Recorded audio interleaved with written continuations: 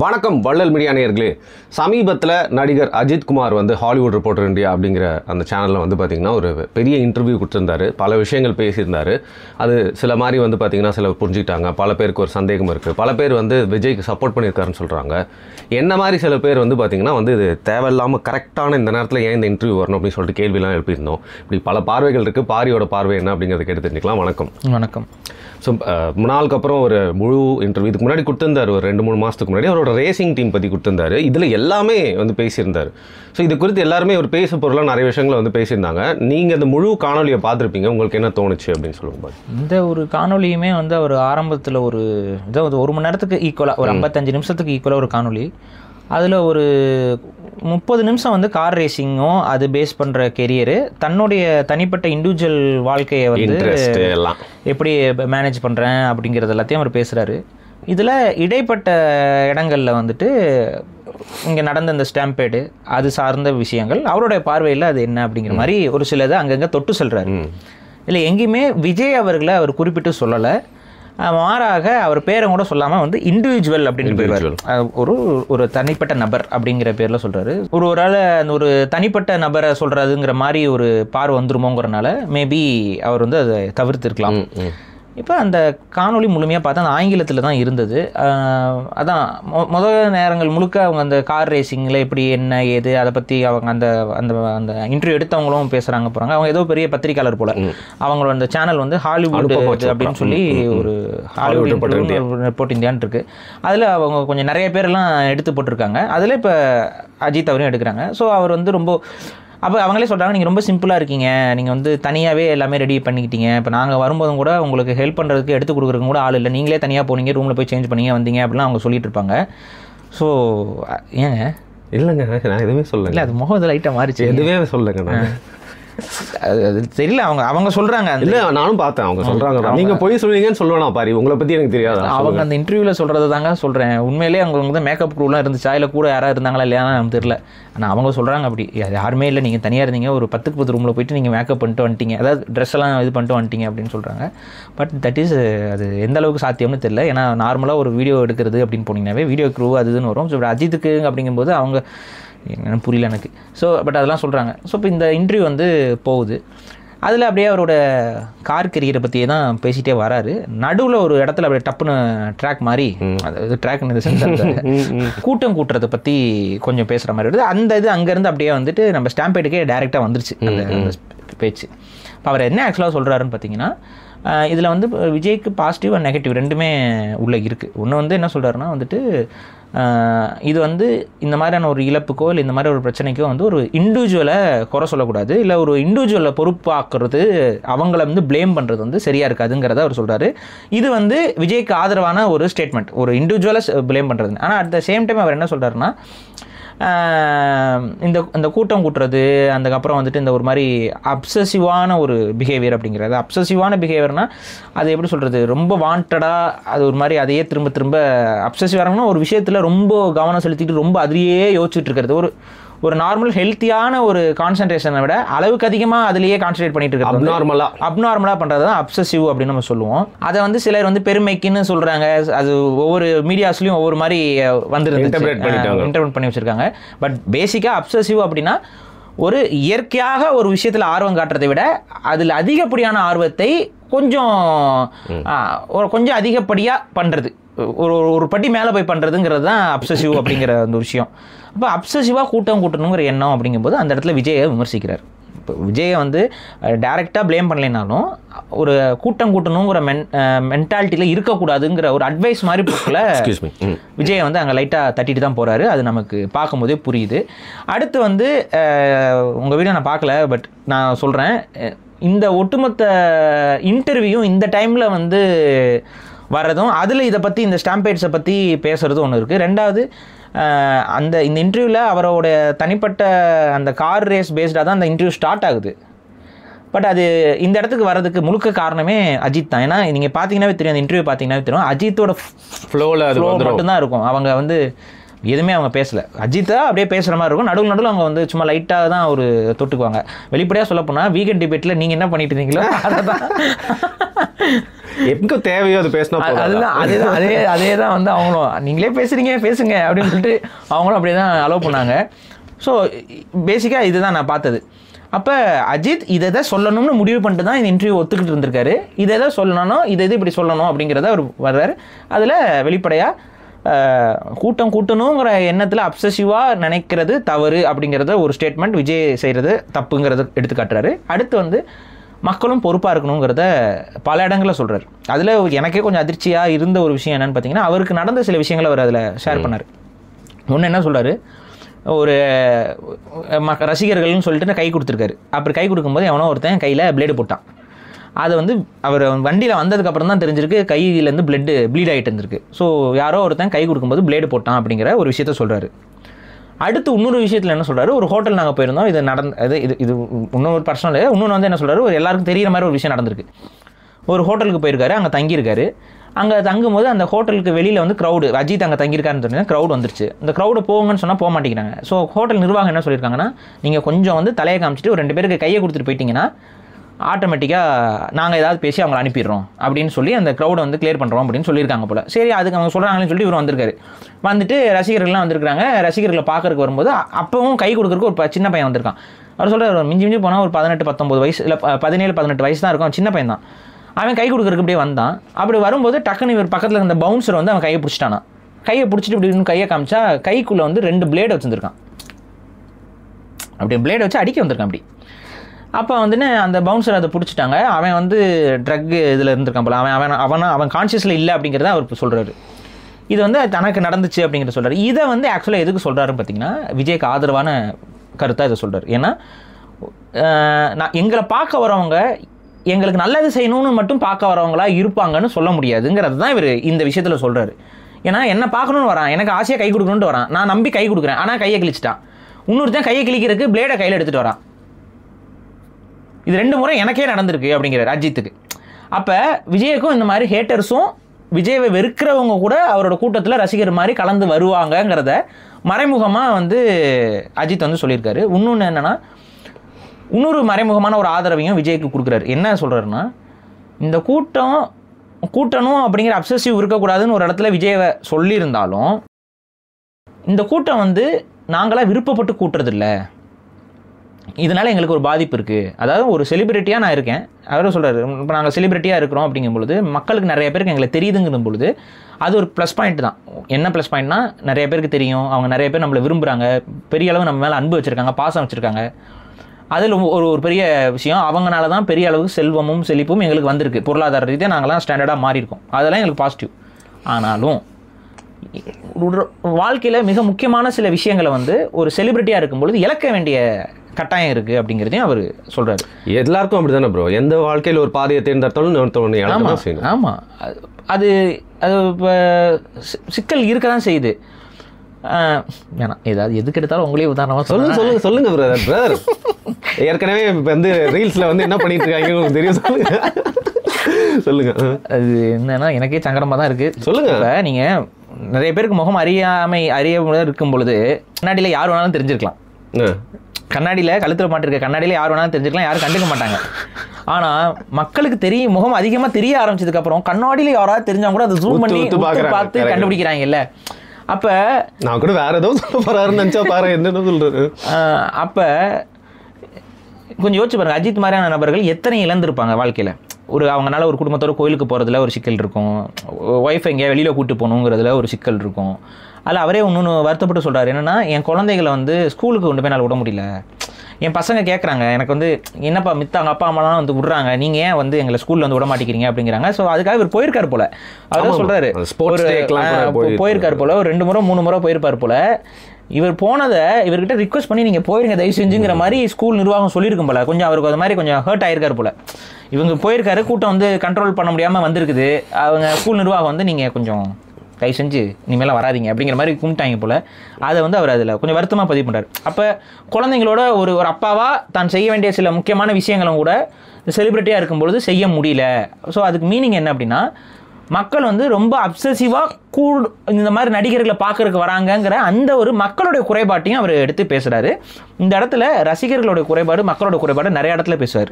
இதை ஒத்துக்கிறோம், கரெக்டாக தான் பேசுகிறேன். நான் என்ன சொல்கிறேன், இங்கே விஜயை விமர்சிக்கிறது ஒரு இடத்துல மட்டும்தான். அப்சசிவாக கூட்டம் என்ன இருக்கக்கூடாதுன்னு ஒரு விஷயத்த சொல்கிறாரு. அந்த ஒரு இடத்துல மட்டும்தான் விஜயை விமர்சிக்கிறாரு. அதையும் ரொம்ப ஒரு மாதிரி ரொம்ப சாஃப்டாக விமர்சிக்கிறாரு. மிச்சம் எல்லா இடத்துலையும் யாரை விமர்சிக்கிறாருன்னா மக்களையும் மீடியாவையும். அவர் ஓப்பனாக சொன்னால் மீடியாவை இப்படி கூப்பிட்டு இப்படி ஒரு அறை, அப்புறம் அந்த பக்கம் மக்களை கூப்பிட்டு இப்படி ஒரு அறை, இப்படி தான் அவர் பண்ணியிருக்காரு. ஏன்னா மக்களுடைய தவறும் மீடியாவோட தவறும் இதில் அதிகம்ங்கிறத அவர் வந்து இந்த இடத்துல பிளேஸ் பண்ணுறாரு. உதாரணத்துக்கு அந்த ஓட்டு போடுறப்போலாம் அதெல்லாம் வந்து நான் வந்து ஓட்டு போட போனேன். நான் ஓட்டு போட போகும்போது ஃபோன் எடுத்துகிட்டு ஆக்சுவலாக வரக்கூடாது. அவங்க கேமரா எடுத்துகிட்டு அந்த பையன் இது பண்ணுறான். நான் வந்து அந்த ஃபோனை இது பிடுங்கினேன். ஏன் அதை பண்ணேன் அப்படின்னா, அந்த பையன் அது கேமரா எடுத்துகிட்டு உள்ளே வந்து எடுத்தானா அது சட்டப்படி குற்றம். அவன் என்னால் ஒரு சட்டப்படி அவன் குற்றத்தை அவன் செய்யக்கூடாதுங்கிறதுக்காக நான் அந்த கேமராவை வந்து நான் எடுத்தேன். பட் அது எனக்கு நெகட்டிவாக பரப்பப்பட்டுச்சு. அவர் இவரோட கேமரா பிடுங்கினார் அப்படின்ட்டு. நான் எப்படி வந்து ஒரு சட்ட விரோதமான ஒரு செயலை வந்து என்னை அனுமதிக்க முடியும், என் முன்னாடி நடக்கிறதுக்கு அனுமதிக்க முடியும்னா அதை சொல்கிறாரு. ஸோ அது அவங்க சைடு இருந்து பாருங்களேன். அவங்க சைடு இருந்து பார்த்தா ஓட்டு போடணுங்கிற எண்ணம் அவங்களுக்கு இருக்குது.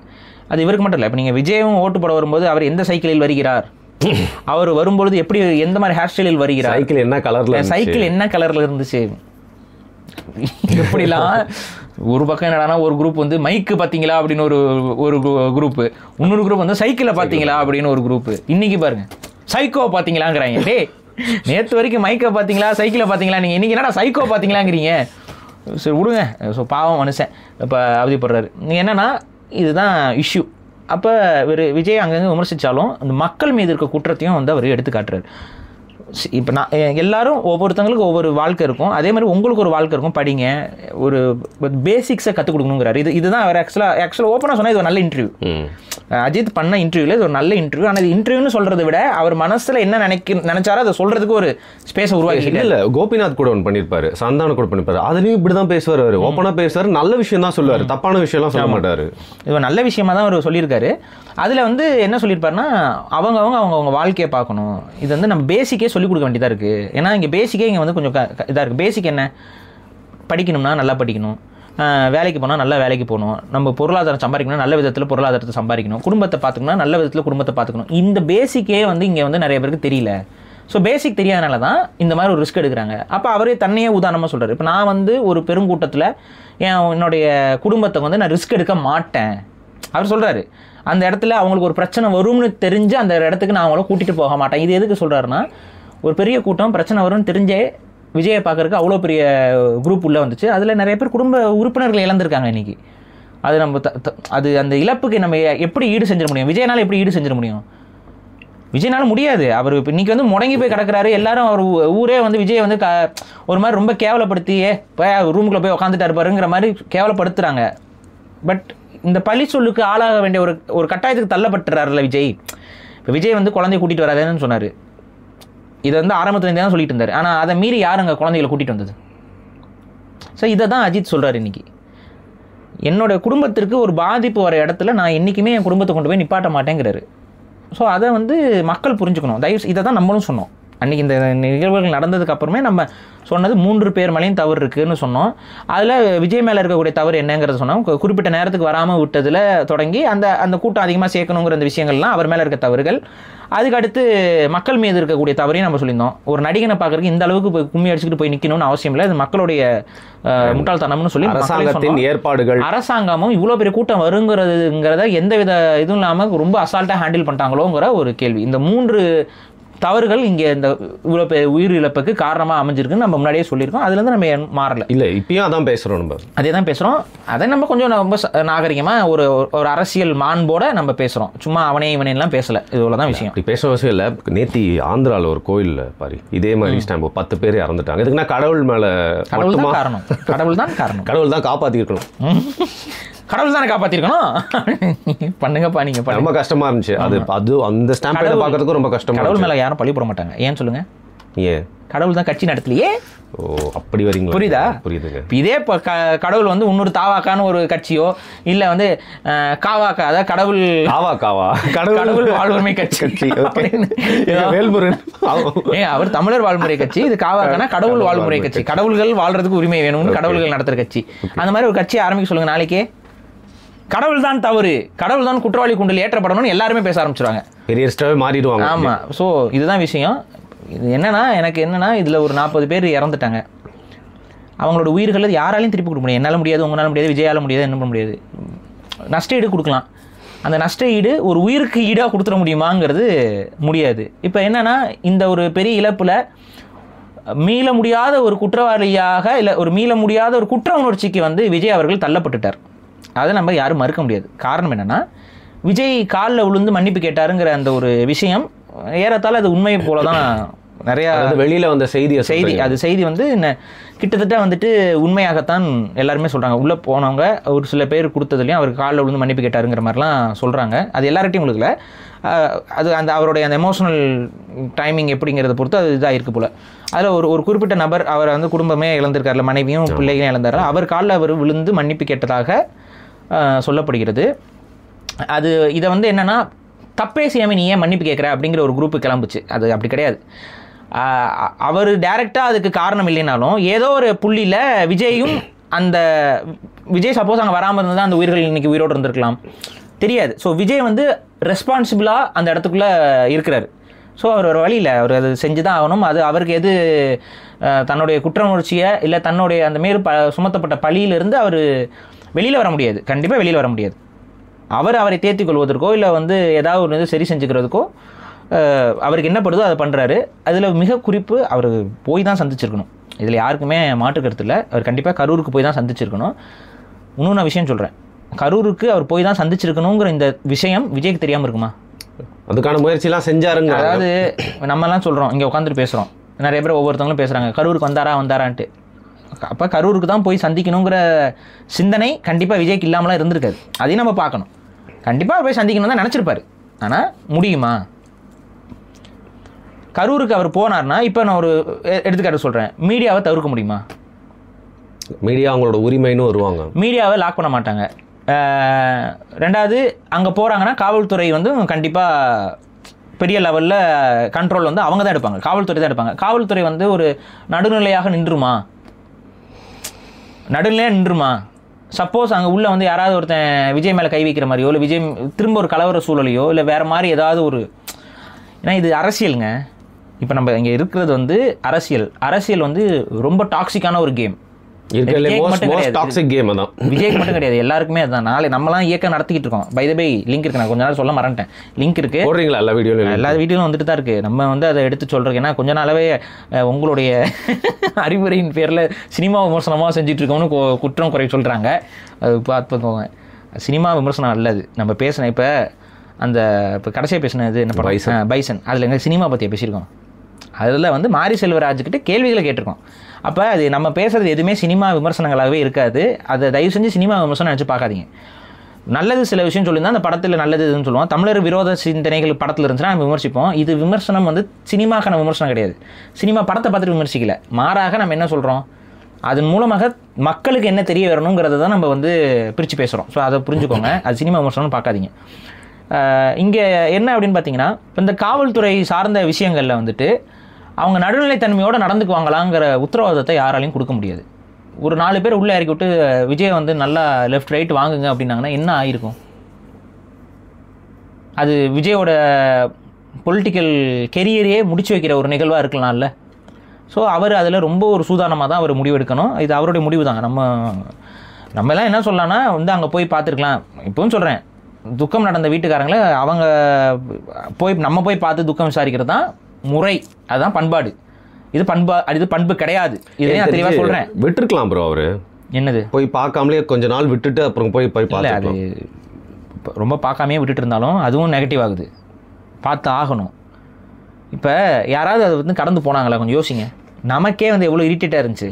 என்னடா வந்து வாழ்க்கை 2 வாரமாக அதுக்குள்ளேயே பேசி ரொம்ப அஜித் சொல்ல போகிற அப்சசிவாக அதுலேயே பேசிக்கிட்டு இருந்த மாதிரி இருந்துச்சு. நமக்கே வந்து ஒரு வெறுத்துருச்சு.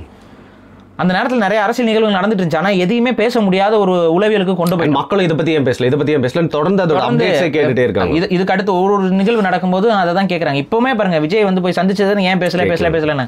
ஆக்சுவலாக அது உண்மையிலேயே பேசுறதுக்கு என்ன இருக்குன்னு எனக்கு தெரியல. இல்லை பாரி, கொஞ்சம் நெகட்டிவாக இருக்கும் சொன்னால். நான் ஏன் வந்து பார்க்காமலே விட்டுருக்கலாம் சொல்கிறேன்னா, ஒரு பஸ்ஸில் கூட்டிகிட்டு வர்றாரு, திருப்பி ஏதாவது ஒரு சின்ன நடக்கக்கூடாது ஏதாவது ஒரு நடக்கிற மாதிரின்னு வச்சுக்கோங்க, என்ன ஆகும் நீங்கள் யோசிச்சு பாருங்க.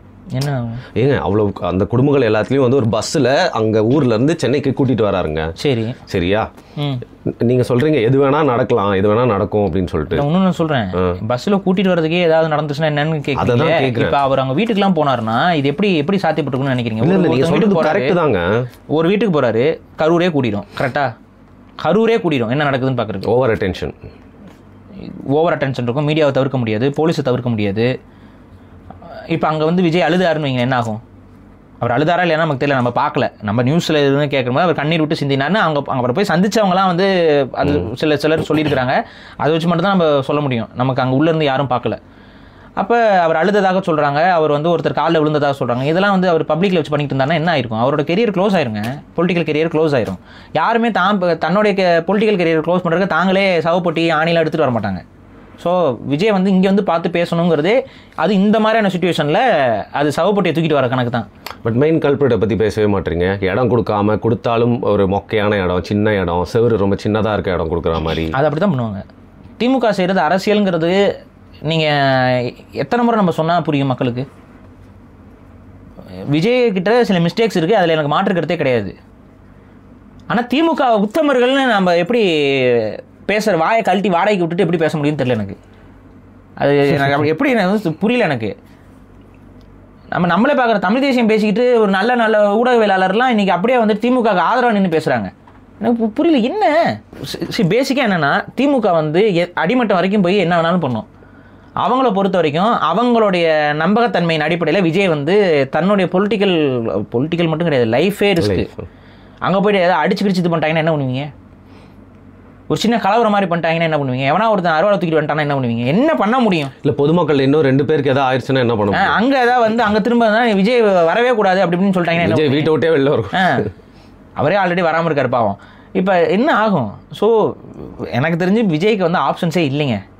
ஒன்றா சந்திக்கணும், இல்லைன்னா சந்திக்காமே கடந்து போகணும். இப்போ சந்திக்கிறது அப்படின்னா கரூருக்கு வந்து சந்திக்கிறது ஆப்ஷன்லேயே இல்லை. அவர் கரூருக்கு வரதுக்கான வாய்ப்பு இல்லை. இப்போ காவல்துறையும் அவருக்கு வந்து நீங்கள் வாங்கலாம் கொடுக்க மாட்டாங்க.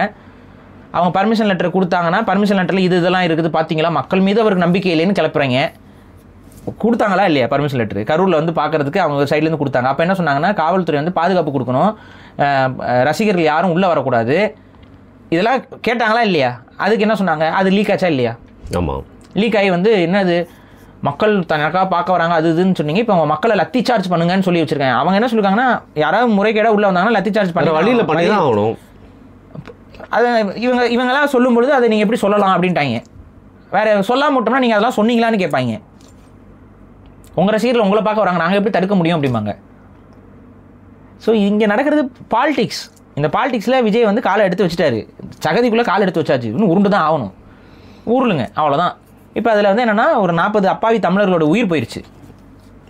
இப்போ இந்த உயிருக்கு ஒரே ஒரு விஷயத்தில் விஜய் அவர்கள் என்ன அங்கே சொல்லியிருக்காருன்னு நமக்கு வந்து தகவல் என்னென்னா, உங்கள் குடும்பத்தில் இருக்கக்கூடிய நல்லது கெட்டது எல்லாத்துலேயும் நான் தனிப்பட்ட ரீதியாக எடுத்து செய்வேன் அப்படின்னு ஒரு உத்தரவாதத்தை அவர் கொடுத்ததா சொல்கிறாங்க. ஃபார் எக்ஸாம்பிள், கல்யாணமாகாத பொண்ணு இருக்கும்போது கல்யாணம் பண்ணி வைப்பேன், வேலை கிடைக்காம பையன் இருக்கும்போதோ இல்லை காலேஜ் படிக்கிற பசங்க இருக்கிறவங்களுக்கு காலேஜ் ஃபீஸ்லேருந்து எல்லாமே நான் பார்த்துக்கிறேன். அதாவது உங்கள் வீட்டில் ஒருத்தனாக இருந்து இந்த 40 குடும்பங்களையும் வந்து நான் பார்த்துக்கிறேன் அப்படிங்கிற மாதிரி விஜய் ஒரு உத்தரவாதம் கொடுத்ததாக. அவர் அதை காப்பாற்றுறாரா இல்லையா நமக்கு தெரியாது. அது காப்பாற்றுறாரா இல்லையாங்கிறது அவருடைய குணத்தின் அடிப்படைப்பட்டது.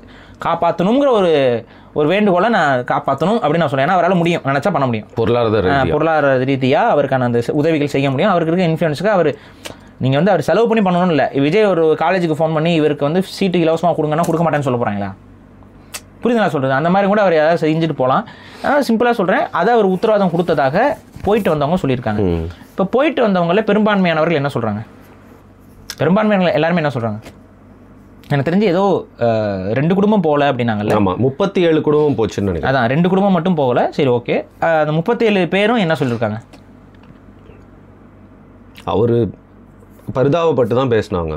அதாவது விஜய்க்கு சப்போர்ட்டிவாக தானே பேசியிருக்காங்க.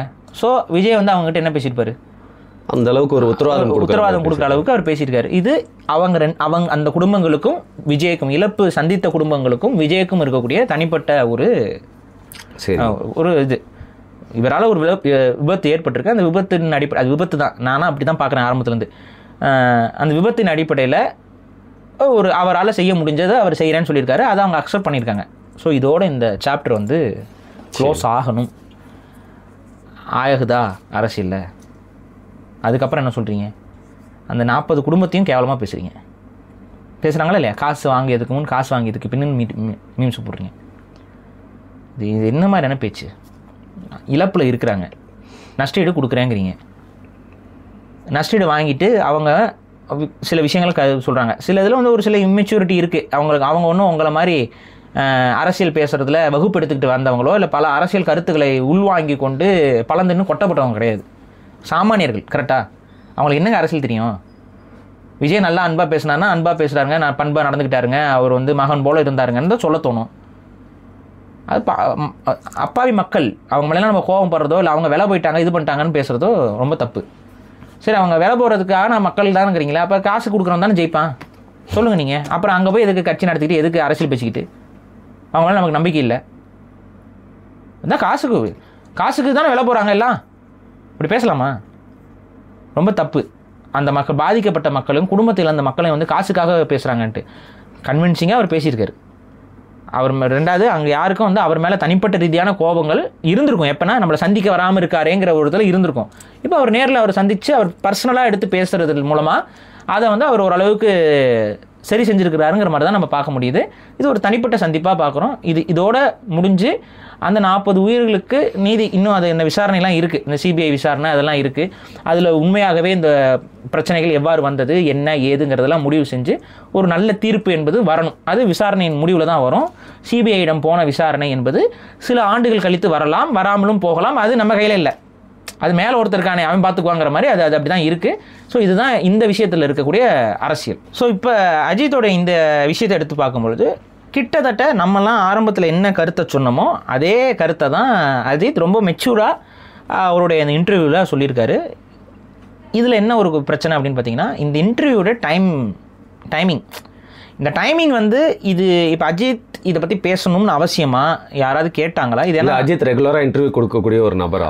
அஜித் வந்து அடிக்கடி இந்த மாதிரி பேசி இன்டர்வியூ கொடுக்கக்கூடிய நபரா? திரும்ப இப்போ தான் ஒரு முடிவுக்கு அது கரெக்டாக வந்து விஜய் இப்போ சந்திச்சு இப்போ தான் கொஞ்சம் ஒரு அந்த இது வந்து கொஞ்சம் சரி இதுக்கு மேலே இந்த பிரச்சனை முடியும் அப்படின்னு நினைக்கிற டைமில் அஜித்தோட இன்டர்வியூ வந்து திரும்ப கொஞ்சம் கிளறி விட்ட மாதிரி ஃபீல் ஆகுது. நீங்க சொல்லுவீங்களா நிறைய இடத்துல அப்படியே பாக்குற மாதிரி பார்க்க கூடாது, சந்தேகிக்கணும், எல்லாத்துக்கு முன்னாடி ரீசன் இருக்கணும். அப்புறம் என்னங்க சந்தேகிச்சா கோச்சுக்கிறாங்க, விஜய் ரசிகர்ன்றாங்க, அஜித் ரசிகர்ன்றாங்க, எனக்கு புரியவே இல்லை. ஒருத்தர் சமயம்லாம் கிறிஸ்டியன் போடுறான். இதுக்கு கிறிஸ்டியனுக்கு என்ன ஹோமோசேப்பியன் ஆம்பளை எல்லாத்தையும் சேர்த்து போடுங்கடா. இங்கே பேசிக்காக என்னன்னா அஜித்தோட இந்த டைமிங் வந்து கொஞ்சம் நம்ம யோசிக்க வேண்டிய டைமிங் தான். மேபி அவருக்காக ஒரு இன்ட்யூஷன் வந்திருக்கலாம், இது இந்த மாதிரி நடந்திருக்கு, ஸோ இந்த இடத்துல நம்ம கருத்து சொல்லணும்னு அவருக்கு வந்து ஒரு ஒரு இன்ட்யூஷன் இருந்துக்கலாம். அவர் இப்போ பேசக்கூடாதுன்னு நான் சொல்லலை, பட் பேசலாம். பட் ஆனால் எனக்கு தெரிஞ்சு முடிஞ்ச வரைக்கும் அவர் வந்து இதை நியூட்ரலாக தான் பண்ணியிருக்காரு. எய்தர் பேக்ரவுண்டில் சில இன்ஃப்ளூயன்ஸுகள் இருக்கலாம், அப்படி இன்ஃப்ளூயன்ஸே இருந்தாலும் இந்த வீடியோ வந்து அவர் சைடில் இருந்து பார்க்கும் பொழுது தவறாக எதுவும் தெரியல. ஆனால் இவர் பேசிய சில பிட்டுகளை எடுத்து மாற்றி ஒட்டி சில ஃபோட்டோஸ்லாம் ஆட் பண்ணி அதை தவறாக சித்தரிக்கிற மாதிரி மீடியாஸ் வந்து வேலையை பண்ணுச்சு. ஆனால் அதே மீடியாஸை தான் வந்து அஜித் வந்து இந்த இன்டர்வியூவில் பல இடங்களில் கழுவி ஊற்றுறாரு. நீங்கள் தான் ஹைப் பண்ணுறீங்க. அவரை ஒரு படி மேலே போய் இவர் ஒரு ஆக்டர், அவர் ஒரு ஆக்டர், அவர் ஒரு படம் நடிக்கிறார், இவர் ஒரு படம் நடிக்கிறாருன்னா அதோடு இருக்கணும். ஒரு ஆக்டருக்கு பாக்ஸ் ஆஃபீஸ் அப்படின்னு சொல்லி ஒரு கலவரமோ இல்லை ஒரு ரொம்ப ஹைப்போ ஏற்பட்டுச்சுன்னா அதை வந்து கொண்டாட்டமாக மாற்றி கொண்டு போய் மக்கள்கிட்ட சேர்க்கறதே மீடியாங்கிறாரு. இதில் தான் எனக்கு கொஞ்சம் மாட்டு கருத்து இருக்குது. ஃபார் எக்ஸாம்பிள் இந்த கூட்டம் கூட்டுறது எல்லாம் சொல்கிறாங்க, இவங்களாம் இவ்வளோ ரெஸ்பான்சிபிளாக இருந்தால் எனக்கு சம்பளம் வாங்கிட்டு இருந்தால் ரசிகரும் நல்லா இருக்கணும் ஒரு நினச்சா ஃபர்ஸ்ட் டே ஃபர்ஸ்ட் ஷோ நீங்கள் போய் பார்க்க வேணாம், 2வது நாளுக்கு அப்புறம் போய் பார்த்துக்கலாம் அப்படின்னு எந்த நடிகனா சொல்லியிருக்காங்க. சொல்ல என்னங்க அதுதாங்க தலைன்னு 15 வருஷம் பேர் வச்சு பாரு. அதுக்கப்புறம் வந்து ஒரு நாள் இந்த தலைன்னு கூப்பிடாதீங்க, அல்டிமேட் ஸ்டார் வேணா ஏகேன்னு கூப்பிடுவீங்க, நாளைக்கு ஏகே வேணா ஏ அப்படின்னு கூப்பிடுங்கன்னு. இதெல்லாம் நாங்கள் எங்க ஏற்றுக்கணும்? நான் என்ன சொல்றேன், விஜய் ரசிகர்களாக சொல்றீங்க இல்லை மக்கள் அது விஜய் ரசிகர்களும் அஜித் குத்திருப்பாங்களே இல்ல ப்ரோ, அவங்க 2 பேரும் எங்க வைக்கணுமோ அங்கே தானே வச்சிருக்காங்க. அதே மாதிரி நம்மளும் அவங்க எங்க வைக்கணுமோ அங்கே தானே வைக்கணும். பொறுத்த வரைக்கும் என்னன்னா Ajith and Vijay both are actors. ஓகேவா? இவங்க 2 பேரும் ஆக்டருங்கிற அடிப்படையில் என்ன பொறுத்த வரைக்கும் ஒன்று தான். இவரும் டான்ஸ் ஆடி இருக்காரு, அவரும் டான்ஸ் ஆடி இருக்காரு, இவரும் சீனை போட்டிருக்காரு, அவரும் சீனை போட்டிருக்காரா, இவரும் காரில் வந்து சீனை போட்டிருக்காரு, அவரும் காரில் வந்து சீனை போட்டிருக்காரு, இவரும் பைக்கில் வந்து. நீங்கள் இவ்வளோ அக்கறைப்பட்டு பேசுகிறீங்க, எத்தனை முறை பைக் நீங்கள் எடுத்துகிட்டு தனியாக போயிருக்கீங்க? அன்றைக்கி சுற்று போட்டாங்கன்னா என்ன பண்ணுவீங்க? இப்போ இது அஜித் அவர்கிட்ட நம்ம கேள்வியாக கேட்கலாம், ஒரு கான்ட்ரவர்சியலாக போனோம்னா கேட்கலாம். எதாச்சே எடுத்துருவாங்க ப்ரோ. உங்களுக்கு எதாச்சே என்னன்னு தெரியும்ல, அந்த வார்த்தையை நீங்கள் பல வாட்டி யூஸ் பண்ணியிருக்கீங்க ஒரு வீடியோவில். எதாச்சே யாராவது எடுத்துருவாங்க ப்ரோ. எதாவது சொல்கிறேன், நீங்கள் வந்து ஹிமாலயாஸ் போகிறேன், அங்கே போனால் அது தெரியுது. நான் சிம்பிளாக நான் சொல்கிறேங்க, நடிகர்களுக்கு இந்த ஃபேம் வந்து இட்ஸ் ஏ பிஸ்னஸ். இதை தான் நம்ம புரிஞ்சுக்கணும். அது விஜய்க்கும் மாற்றுக்கிறதுல, அஜித்துக்கும் மாற்றுக்கிறதுல, நாளைக்கு ஒரு புதிய நடிகர் வந்தாலும் அவங்களும் இந்த ஃபேம் வந்து ஒரு பிஸ்னஸாக தான் பண்ணுவாங்க. அவங்களோட ரசிகர் மன்றத்தை ஆரம்பிப்பாங்க, இல்லை நல்லது பண்ணுறேன் அதை பண்ணுறேன்ட்டு ஏதாவது ஒரு அலப்பறை பண்ணுவாங்க. ப்ளீஸ் அதெல்லாம் பண்ணாதீங்க அப்படின்ட்டு பண்ணுறதுக்கு வேலையெல்லாம் வச்சுருப்பாங்க. இல்லை ஒரு லெவலுக்கு மேலே வளர்ந்ததுக்கப்புறம் வேணும்னா அது ஒரு நியூட்ரலாக போகிற மாதிரி ஒரு ஸ்டாண்ட் எடுத்துக்கலாம். அஜித் அப்படி தான் எடுத்துக்கிட்டார். மேபி அவருக்கு அப்போ தான் அந்த பக்குவமும் வந்திருக்கலாம், நமக்கு அது தெரியாது, உண்மையாக கூட இருக்கலாம். இங்கே என்ன சொல்கிறேன்னா, இந்த இன்டர்வியூவோட இந்த டைமிங் வந்து கண்டிப்பாக ஒரு சஸ்பீஷியஸான ஒரு டைமிங் தான். அதுவும் ஒருவேளை சரி விஜய் வந்து இந்த மாதிரி ஒரு இது பண்ணிட்டாரு, நம்ம இதை சொல்லி தான் ஆகணும், இல்லைனா நம்ம மேலே இந்த பார்வை வரும் நாளைக்கு அப்படிங்கிறதுக்காக கூட சொல்லலாம். இல்லை இந்த இதை பயன்படுத்தி சில மனசில் இருக்கிறத சொல்லணும்னு நினச்சி சொல்லலாம். எதார்ச்சியாக நடந்தால் இது இல்லை, இதுக்கு பின்னாடி ஒரு கன்ஸ்பைரசி ஆங்கிள் இருக்குங்கிறத பற்றி பார்க்கும் பொழுது இதுதான் சான்ஸுங்கிற மாதிரி ஒரு பார்வையும் இருக்குது. நீங்கள் ஒரு சரியாக போகல, நாங்களாம் ரொம்ப சரியாக போகிறோம் அப்படிங்கிற மாதிரியான ஒரு ஸ்டாண்ட்ஸும். நான் வந்து கீழே விழுந்துட்டேன் அப்போன்னு பார்த்து பாரி அந்த சைடு வந்து பார் நான் எப்படி வருண் மாதிரி விழாமல் கரெக்டாக நடக்கிறேன் பார்த்தீங்கன்னா நடந்து போனால் அதுக்கு பாரி ஏதோ நடந்து போகிறாருன்னு எடுத்துக்கிறதா இல்லை வருணை கலாய்க்கிறாருன்னு எடுத்துக்கிறதா சொல்லுங்க. எப்படி வேணாலும் பார்த்துக்கலாம். இது என்னன்னா திரும்ப அந்த எண்டு எங்கேருந்து வருதுன்னா, அஜித்தையும் விஜயையும் நடிகர்கள்னு பார்த்து அவங்கள வந்து விமர்சிக்கிறதோ பாராட்டுறதோ அப்படிங்கிற இடத்துல நம்ம நின்னோம்னா இது பிரச்சனையே இல்லை. ஆனால் தெரிந்தோ தெரியாமலோ தமிழர்களிடம் ஒரு கெட்ட பழக்கம் இருக்குது. இவங்களெல்லாம் நடிகர்னு பார்க்குறதுல ஏதோ இவங்க குடும்பத்தில் ஒரு ஆள் மாதிரியும் அவங்களோட சொந்த அண்ணன் மாதிரியும் இந்த மாதிரிலாம் ஒரு உளவியல் பிறழ்வுகளில் வந்துக்கிட்டு அவங்க வந்து விஜய். ஆனால் அஜித்தோட இந்த ஒரு ஸ்பீச்சில் நமக்கு தெளிவாக தெரியுது, அஜித் தனது ரசிகர்கள் மீது மதிப்பும் மரியாதையும் வைத்திருந்தாரு அப்படின்னு எடுத்துக்கிட்டாலும் அவர் பேசிக்காக ரசிகர்கள் மீது நம்பிக்கையும் வைக்கல. ஏன்னா அவரோட அனுபவங்களில் கையை கிழிச்சு விட்ருக்கானுங்க. ஸோ அஜித்தோட ரசிகர்கள்லாம் ரொம்ப மெச்சூர்டுன்னு அவரும் சொல்லலை. அங்கே வரவன்லாம் கையை கிழிக்கிறோன்னு வருவான், ரசிகராக இருக்கிறனாலும் இருக்கலாம், இல்லாமையும் இருக்கலாம். ஸோ இதை நம்மளால நம்ப முடியாது, அங்கே வர க்ரௌடை நம்ப முடியாது, எங்கனாலையும் நம்ப முடியாது. ஸோ எங்கள் மேலே ப்ளேம் பண்ணாதீங்கிறதான் அவர் சொல்கிறார். அதே போல் இந்த க்ரௌட் பிஸ்னஸுக்கு எங்களுக்கு உடன்பாடு இல்லை, அது அட்லீஸ்ட் அவருக்கு உடன்பாடு இல்லைங்கிறத அவர் சொல்கிறார். அப்போ ஒரு நடிகர் இன்னொரு நடிகரோட பாக்ஸ் ஆஃபீஸோட போட்டி போடுறது, அது கூட வந்துட்டு ஒரு கம்பேர் பண்ணிக்கிட்டு இருக்கிறது, அதை வச்சு மீடியா வந்து ஹைப் ஏற்றுறது, இவர் படம் இவ்வளோ நாளைக்கு ஓடுது, இவரோட தேட்டரில் வந்து அலப்பறைகள் பண்ணாங்க, அப்புறம் அந்த தேட்டரில் சீட் உடச்சதுலாம் டேரெக்டாக விஜயை கொஞ்சம் நோஸ்கட் பண்ணுற மாதிரி தான் இருந்துச்சு. அது ஏன்னா அந்த நிகழ்வு வந்து விஜய் படத்துக்கு தான் வந்துச்சு, விஜய் ஃபேன்ஸுக்கு தான் அது, விஜய் படத்தில் தான் அது ஒரு இஷ்யூவே ஆச்சு. ஏதோ சத்தியம் தேட்டரோ ஏதோ ஒரு தேட்டர், கமலா தேட்டரா புதுசாக சீட்லாம் போட்டு பளபளப்பான சீட்டு, புது சீட்டுன்னு சொல்லிட்டு படம் கூட இல்லை, படம் இந்த டீசர் மாதிரி ஏதோ பண்ணாங்க, சீட்டெல்லாம் கழட்டி அப்படியே கொண்டு போயிட்டாங்க. இது நடந்துச்சு, அதை நம்ம எல்லாம் பார்த்தோம், அது ரொம்ப பெரிய விமர்சனமாக ஆச்சு. ஸோ அதை தான் அவர் சொல்கிறாரு, சீட்டெல்லாம் தேட்டரில் இன்வெஸ்ட்மெண்ட் பண்ணி பண்ணுற ஒரு இடத்த போய் உடைக்கக்கூடாது. ஸோ இது பேசிக்காக வந்து விஜய் ரசிகர்களுக்கு இப்படிலாம் பண்ணாதீங்கடாங்கிற மாதிரி தான் அவர் சொல்லியிருக்காரு. இது அஜித் ரசிகர்கள் அதனால் இது உத்தமர்கள் நான் சொல்லிட மாட்டேன். ஏன்னு சொல்கிறேன்னா, இதே அஜித்துடைய படத்திற்காக ஒருத்தன் இறந்தான், அதெல்லாம் நாங்கள் மறக்கல, நீங்கள் மறந்துட்டீங்களா என்னன்னு தெரியல. ரோகிணி தேட்டரில் வண்டி லாரி மேலே ஏறி, லாரியில் பஸ் மேலேயே இதுலேயே ஏறி இது பண்ணப்போ கீழே விழுந்து ஒரு பையன் இறந்தானே, அது அஜித் படம் தான், ஃபஸ்ட்டு இதுக்கு தான். அப்போ அதுக்கு என்ன பண்ணலாம்? சரி, அந்த பையனுடைய வீட்டுக்கு போயிட்டு அஜித் அவரோ இதுவரோ பொறுப்பு எடுத்துக்கிட்டாரா? எடுத்துக்கல அவரு. ஏன்னா அதுக்கு அவர் காரணமா? அவர் எப்பவுமே கொஞ்சம் தள்ளி தாங்க வைக்கிறாரு, அவ்வளோதான் விஷயம். எலிட்டா இருக்காரு அவர் பாட்டுன்னு, அவ்வளோதான் விஷயம். ஃப்ரீ பீஸ்க்கு எதிராகவும் பேசுறாரு, எல்லாம் பண்றாரு. ஸோ இவ்வளோதான். ஆமாம், இதில் இன்னொன்று என்னென்னா, இது வந்து சிலர் வந்து சொல்கிறாங்க இது இந்த நேரத்தில் வருது அப்படின்னா, அதுக்கு வந்து அஜித் ஒரு ஏதோ படம் எல்லாம் வருதாமே, அஜித்க்கு ஏதோ படம் வருதா? இது ஏதோ என்னமோ ஏதோ சொல்கிறாங்களே, ஏதோ ஒரு ப்ரோக்ராம், ஏதோ இன்வெஸ்ட்மெண்ட்டு, அந்த பைக் கார் ரேஸுக்கு ஏதோ ஒரு கம்பெனி இன்வெஸ்ட்மெண்ட் பண்ணுது. அது தமிழ்நாடு விளையாட்டுத்துறையோட முத்திரை வேற ஒரு வாட்டி விழுந்துச்சு அவரோட. அதான் அது இதோடலாம் லிங்க் பண்ணி அப்படியே இந்த திமுகவோடலாம் லிங்க் பண்ணி அவங்களோட இன்ஃப்ளூயன்ஸில் இவர் இந்த மாதிரி. ஆமாம், சென்னை கார் ரேஸ் நடந்தப்போ இவர் தான் இது பண்ணி ட்வீட் இது அறிக்கைலாம் விட்டுருந்தாரு, அமெரிக்கா லெவலுக்கு எடுத்துகிட்டு போயிட்டீங்கன்ற மாதிரி. ஸோ அந்த மாதிரிலாம் சொல்கிறாருன்னு ஒரு தரப்பு சொல்கிறாங்க. ஆனால் அது மாதிரி இருக்க வாய்ப்புலேன்னு நினைக்கிறேன். ஏன் நான் சொல்கிறேன் அப்படின்னா, அவர் ஒரு விஷயம் சொன்னார், கவனிச்சிங்களா? இலவசங்களுக்கு கொடுத்து மக்களை ஏமாத்துறாங்க. இலவசம் இது வரைக்கும் இலவசம் கொடுத்து யார் மக்களை ஏமாத்துறது? திமுக ஆரம்பிச்சு வச்சது. அதிமுக அதை ஃபாலோ பண்ணுது. பட் ஆரம்பிச்சு வச்சதே திமுக தான். அதில் கலர் டிவி கொடுக்குறேன், அதை கொடுக்குறேன், இதை கொடுக்குறேன்னு சொல்லிட்டு அவங்க இது பண்ணுவாங்க. அப்போ அந்த ஃப்ரீ பீஸ் கொடுக்கறத வந்து அவர் வந்து தப்பு அப்படின்னு சொல்லி இந்த இதில் பேசுகிறாரு. அப்புறம் பொலிட்டிஷியன்ஸும் லைட்டாக அவர் இடத்துல தட்டியிருக்காரு. ஸோ மேபி தன் மேலே அந்த இவங்களுக்காக அவர் பேசுகிறாரு, அவங்களுக்காக பேசுகிறாருங்கிறது வரக்கூடாதுங்கிறதுக்காக முடிஞ்ச வரைக்கும் அவர் நியூட்ரலாக பேசியிருக்காரு. இருந்தாலும் என்னுடைய பார்வை நான் ஒரு எண்டா சொல்லிடுறேன். அஜித்தும் ஒரு நடிகர், விஜயும் ஒரு நடிகர்.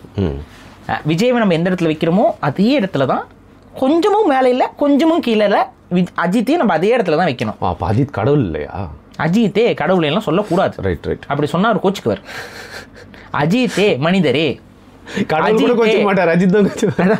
அஜித்தே நடிகரே அப்படின்னு தான் நம்ம வந்து சொல்லணும். சும்மா அந்த அஜித்தே கடவுள் எல்லாம் யாரும் சொல்லாதீங்க. அது அவருக்கு சுத்தமாக பிடிக்கல. அவர் பிடிக்காதனால தான் உட்காந்து 1 மணி நேரம் தனது அந்த வாகனம் ஓட்டக்கூடிய தொழிலிருந்து இறங்கி வந்து அவர் வந்து சொல்லிட்டு போகிறாரு. அதில் இன்னொன்று சொல்கிறாரு, அவர் அப்புறம் உழைப்புக்கு முக்கியத்துவம் கொடுக்கணுங்கிறாரு, அப்புறம் வந்து படிப்புக்கு முக்கியத்துவம் கொடுக்கணுங்கிறாரு. அவர் நிறையா எப்போ போல வேலை சாப்பிடுங்க, பழுத்தீங்க, குளிங்க, அந்த மாதிரி நல்ல விஷயங்கள்லாம் சொல்லிட்டு போகிறாரு. அவ்வளோதான். ஏதோ அஜித் மேலே வன்மம். எனக்கு வந்து இதை அப்படியே வேற மாதிரி ஒரே சைடாக கொண்டு போக பார்த்தாங்கல்ல. இதில் என்னன்னா விஜயோட ஃபேன்ஸ் தொண்டர்கள்லாம் புரிஞ்சுக்க மாட்டாங்க. அஜித் சப்போர்ட் பண்ணுறாரு, அது வந்து பகுத்தாய்ந்து பார்க்க மாட்டாங்கன்ற. பகுத்தாய்ந்து தான் நம்ம சொல்லியிருக்கோம். இதுக்கு எத்தனை பேர் கோவப்படுறாங்கன்னு நமக்கு தெரியல. இதுக்கு மேலே நாகரிகமெல்லாம் என்னால் சொல்ல முடியாது. அவர் அங்கங்கே உங்களே அடிச்சிருக்காரு, ஆனால் உங்களை மட்டும் அடிக்கல. அதே சமயத்தில் சப்போர்ட் பண்ண வேண்டிய இடத்துலையும் சில இடங்களில் விஜய்க்கு சப்போர்ட் பண்ணியிருக்காரு. அது போக திமுகவையும் லைட்டாக ஒரு இடத்துல தட்டியிருக்காரு, இந்த இலவசம் கொடுக்கறது போகிறதுன்ட்டு. ஸோ மோரார்லெஸ் அவர் நியூட்ரலான ஒரு இன்டர்வியூ கொடுக்கணும். பட் இந்த டைமில் தான் இந்த இன்டர்வியூ நான் கொடுத்தே ஆகணும்னு அவர் கொடுத்துருக்காரு. அந்த கொடுத்தே ஆகணுங்கிற சிந்தனை ஒரு நல்ல சிந்தனையிலிருந்து வந்திருக்குமே, ஆனால் அது ஒரு நல்ல வீடியோ. அது இல்லை இந்த நேரத்தில் நான் இப்படி தான் நான் கரெக்டாக இருக்கேன் பாருங்கிற மாதிரியான ஒரு நோக்கமாக இருந்துச்சுன்னா அது கொஞ்சம் லைட்டாக அது ஒரு மாதிரி என்ன மாதிரி தன்மைன்னு தெரியல. இப்போ தும்மா நான் சரியாக இருக்கும் அந்த மாதிரி ஒரு விஷயமா போயிடும். ஸோ இதுதான் நம்மளுடைய பார்வை. 2 பேரும் நடிகராக பாருங்கள், 2 பேரும் நல்ல படம் நடித்தா பாருங்கள், நான் 2 பேரும் மொக்க படம் நடித்தா காரி துப்புங்க. இவ்வளோதாங்க விஷயம். எனக்குலாம் அதுதான். அஜித் படம் நல்லா இல்லைன்னா நல்லா இல்லை, விஜய் படம் நல்லா இல்லைன்னா நல்லா இல்லை. விஜய் வந்து எதாவது காமெடியாக படத்தில் இது பண்ணிட்டு இருந்தாருன்னா இது என்னங்க இது அப்படின்னு கேட்க தான் சொல்கிறோம். ரொம்ப ஆபாசமாக நடிச்சாங்க என்னங்க இது அப்படின்னு கேட்குறோம். அதே தான் அஜித்துக்கும். இது எல்லாத்துக்கும் பொருத்தி பார்க்கணும். சினிமா வந்து ஹாலிவுட் தரத்துக்கு கொண்டு போனதில் இந்த 2 நடிகர்களோட பங்கு வந்து ரொம்ப அதிகங்க. நீங்கள் சொல்லும்போது அதை ஏன் சிரிச்சுட்டே சொல்கிறீங்கன்னு தெரியல, அது புரியல எனக்கு. பேசிக்காக அவங்க 2 பேரும் நடிகர்களே நடிகர்களாக பார்ப்போம். இதில் ஒருத்தர் அரசியல் கட்சி ஆரம்பித்து வந்துட்டு இருக்காரு. அவரை நான் இப்போவும் நடிகராக தான் பார்க்குறேன். அவர் அரசியல் கட்சி வந்து அவர் இனிமேல் அவரோட மேலே பழியப்பட்ட அந்த பழிச்சொல் எல்லாத்தையும் அவச்சொல் வந்து வெளியில் வந்து அவர் ஒரு நல்ல அரசியலை செய்யட்டும், மக்களுக்கான அரசியல் அவர் செய்யட்டும். அவ்வளோதான் நம்மளால சொல்ல முடியும். சரிங்க, மிக்க நன்றி. நன்றி.